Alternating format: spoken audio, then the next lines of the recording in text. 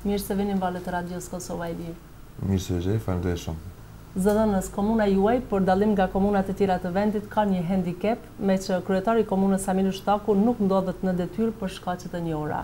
Si po arrini të realizoni detyrat që keni marrë përsipër? Rëndësia që ka kryetari i komunës në këtë rast, zoti Samilu Shtaku, për udhëheqjen e komunës, kur gjet parasysh po ashtu që zoti Shtaku është kryetari më i votuar në Kosovë me përqindjen e votave të fituara. Atëherë vim në përfundimin që mungesa e zotit Shtaku në pozitën e tij të zgjedhur me votë të qytetarëve është handicap i jashtëzakonisht i madh për ne.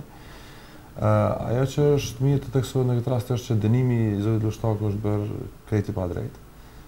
Kemi pasur një gjykim në të cilin ne kemi dhënë qëndrimin tonë. Shumicën e rasteve kemi theksuar atë që ky gjykim është krejtësisht politik. Zoti Shtaku është dënuar pa fakte, pa argumente. Dhe gjykimi i tij besojmë që ka qenë jashtëzakonisht i padrejtë. Madje koha po vërteton që gjykimi i tij është bërë edhe me standarde të dy feshta. Në raste të ngjashme me zotin Shtaku, njerëzit nuk janë dënuar, pa ata janë sot të lirë. Zoti Shtaku është dënuar me një dëshmi nga një dëshmitare të mbrojtur, e cila dëshmi nuk ka argumentuar se zoti Shtaku është i përfshirë në ndonjë vrasje, pasi gjykata nuk ka mundur të vërtetojë kush ka qenë personi që pretendohet se është urar dhe trupi i cilit nuk është gjetur asnjëherë. Në këtë kuadër, më lejoni të theksoj që mungesa e zotit Shtaku është jashtëzakonisht e madhe për shkak të ndikimit dhe fuqisë së tij, për shkak të besimit të madh që kanë qytetarët ndaj zotit Shtaku. Ne si komunë, në kryetari i komunës zoti Nura dhe gjithë drejtorët e drejtorive jemi të angazhuar maksimalisht që të kompenzojmë sadopak këtë mungesë, këtë handicap që kemi.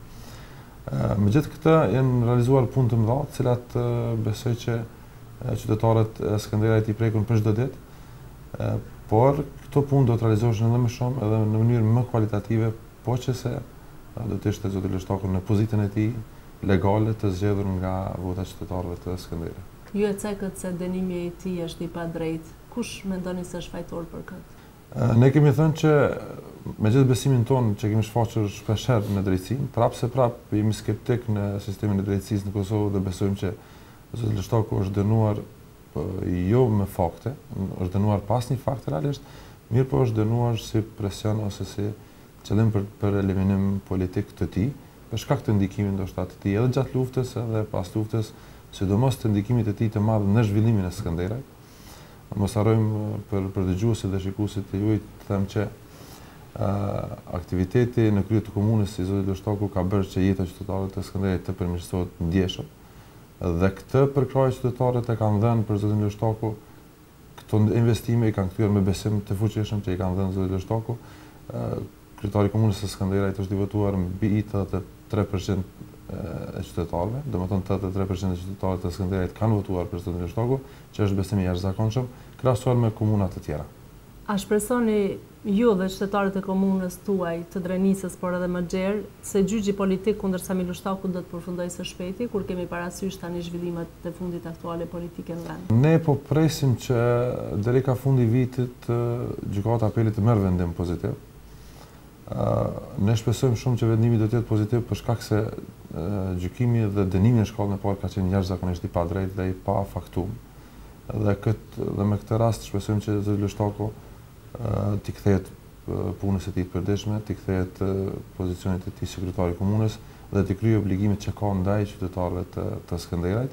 Kjo është forma më e mirë që mund të zgjidhet me gjithë peripetitë dhe problemet që i ka shkaktuar i gjithë procesi, sepse ka qenë një proces shumë i gjatë dhe i mundimshëm edhe për zotin Shtaku, por procesi i cili ka lënë pasojë edhe për ne si qeverisë lokale dhe për qytetarët. Nga ajo që thamë më herët se mungesa e zotit Shtaku është handicap i madh, është kryetar jashtëzakonisht i besueshëm i qytetarëve dhe që ka dëshmuar se punon me përkushtim në të mirën e qytetarëve të Skënderajt. Zëdhënës, komuna e Skënderajt dita ditës po ndryshon me realizimin e projekteve. Cila është përkrahja që jepet nga qeveria e Kosovës? Realisht komuna e Skënderajt ka filluar të ndryshojë më të madhe që nga viti 2007, sepse në këtë fazë kanë filluar të realizohen një varg projektesh të jashtëzakonisht të rëndësishme. Kryesisht janë realizuar projekte që kanë bënë me përmirësimin e infrastrukturës, rrugore, ujësjellësve dhe kanalizime. Mos harrojmë të përmendim edhe një fakt që Skënderaj, Drenica në përgjithësi ka qenë një zonë anashkaluar nga ai sistemi, pastaj gjatë kohës luftës është ka qenë zona më rënuar, më shkatruar, dhe përpasoj është dashur që të bëhen investime të mëdha në mënyrë që të përmirësojmë jetën e qytetarëve të këtij vendi, të cilët kanë sakrifikuar shumë për lirinë e Kosovës, do të përmendet kjo.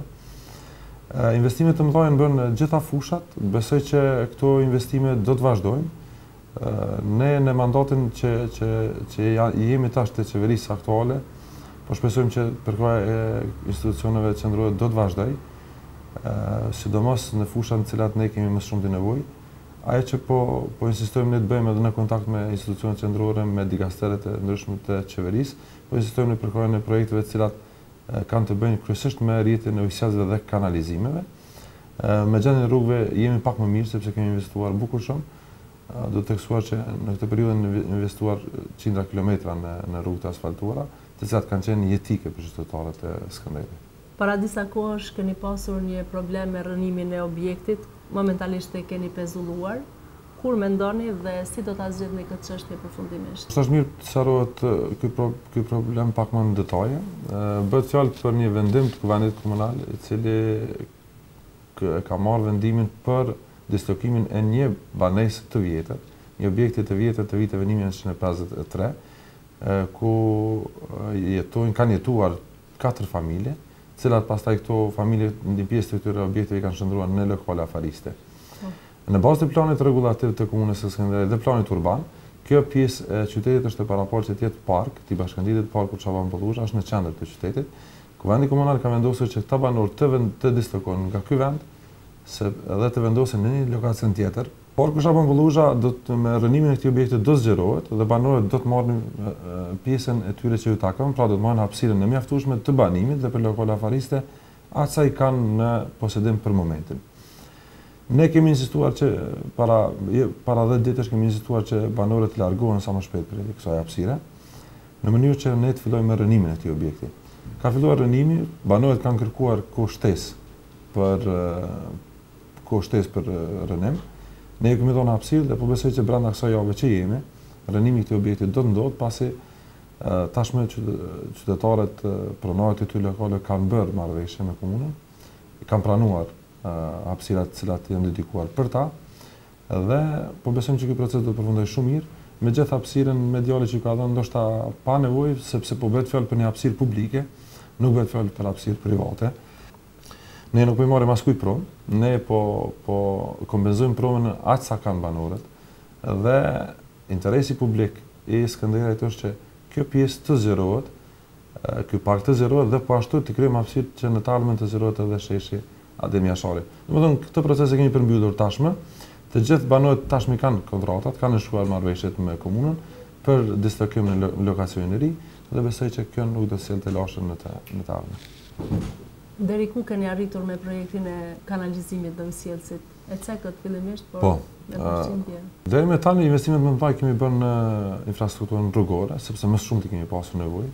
Kemi pasur zona thella të cilat kanë pasur nevojë etike për rrugë të asfaltuara.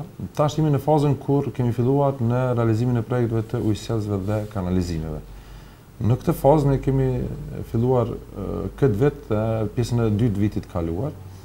Kemi rregulluar deri me tani kanalizimin në 5 fshatra të komunës së Skënderit, po ashtu ujësjellës kemi në aq fshatra. Mirë, po ajo që është e rëndësishme të theksohet që në këtë vit ne do po planifikojmë që të fillojmë investimet në 12 fshatra në rrjetin e ujësjellsit. Bëhet fjalë për një projekt të madh, të cilin do ta realizojmë bashkë me CDI-n, është kjo një organizatë zvicrane, e cila do të ndihmojë bashkë me ne që të shtrijmë rrjetin e ujësjellsve në 12 fshatra dhe më pas do të investojmë edhe në rritjen e kapacitetit të prodhimit të ujit. Zona e Skënderit ka probleme me ujë, pasi një sezonë e thatë, nuk ka rezerva të mjaftueshme të ujit. Furnizimi me ujë i qytetarëve të Skënderit bëhet nga Mitrovica. Dhe në këtë kuadër ne po investojmë në 2 fusha. Në fushën e parë, në bashkëpunim me donatorë të jashtëm, po investojmë në rritjen e kapacitetit prodhues të ujit dhe linja tjetër është investimi në shtrijen e rrjetit. Këto janë 2 punë që po bëhen. Besoj që vitin e ardhshëm ky projekt do të përfundojë dhe ne do të kemi përveç fshatrave që kanë tashmë rrjetin e ujësjellsit, do të kemi edhe plus 12 fshatra të tjera të cilat do të kenë rrjetin e ujësjellsit.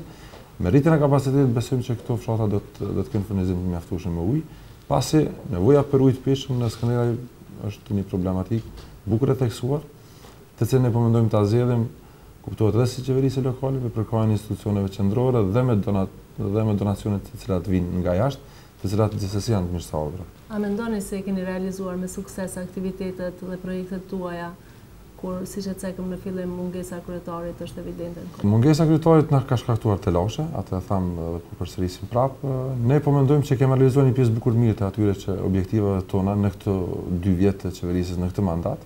Na mbetën edhe 2 vjet të tjera, ne besoj që premtimet që i kemi dhënë gjatë fushatës elektorale të nuk kanë qenë të mëdha. Për shkak se edhe natyra e punës së kryetarit Dyshtaku është e tillë, ai nuk bën premtime, mirë po bën punë të jashtëzakonshme. Ne po mendojmë që në këtë drejtim të ecim përpara. Në këtë 2 vjeçar janë realizuar projekte të mëdha, të cilat besoj kanë përmirësuar jetën e qytetarëve. Po mendojmë që edhe në të ardhmen, edhe në 2 vjet të ardhshme deri në fund mandatit të vazhdojmë me projekte të tilla. Është e rëndësishme të theksohet që në këtë periudhë kemi pasur kontakte serioze sa i përket investimeve nga jashtë. Ne tashmë kemi bërë një marrëveshje konkrete me një donacion, me një donator të fuqishëm nga Anglia, një kompani Dark Stars, e cila quhet, dhe po ashtu kemi investuar në hapjen e një fabrike të sheqerit, me një donacion po ashtu shumë i rëndësishëm kë. Sa përket aspektit tonë si institucion, ne kemi kryer procedurat të gjitha, kemi ndarë hapësirën parcelën e cila do të përdoret për fabrikën e sheqerit, dhe po ashtu kemi bën gjitha lehtësirat tjera administrative, duke hequr taksat për leje ndërtimi, taksat në biznes, në mënyrë që donacionet nga jashtë të kenë qasje më të lehtë, duke ofruar kushte edhe në aspektin administrativ, edhe në aspektin e krijimit të hapësirave ku investitorët e jashtëm do të mund të investonin. Qëllimi parësor i jonë padyshim mbetët mundësia e thithjes së investimeve, sepse fatkeqësisht Skënderaj vazhdon të jetë një zonë në cilën papunësia është bukur e shprehur, dhe këtë po mundohemi ta evitojmë në bashkëpunim me donatorët e jashtëm, duke i bërë thirrje atyre që të investojnë, për shkak se ne i ofrojmë kushte të favorshme në këtë drejtim. Mendoni se do të fillojë punën kjo fabrikë e sheqerit, çfarë rregull dhe kohore? Po mendojmë që në pranverë do të fillojë punën, për shkak se nga kontaktet e fundit që kemi pasur me investitorët na është premtuar që ky investim do të fillojë të realizohet në shkurt të vitit 2016. Domethënë procedura marrëveshja është marrë vendimi që të ndahet parcela për këtë qëllim, falas për këtë kompani. Ne kemi hequr taksën e leje ndërtimit dhe gjithë dokumentacioni është i gatshëm. Ne po mendojmë që në shkurt ose mes largu në mars të fillojë ndërtimi i fabrikës së parë. Fabrika që do ndërtohet në fshatin Dashevsk ku janë nda toka, parcela për këtë qëllim. Edhe besoj që do të jetë funksionale, kështu i kemi premtimet.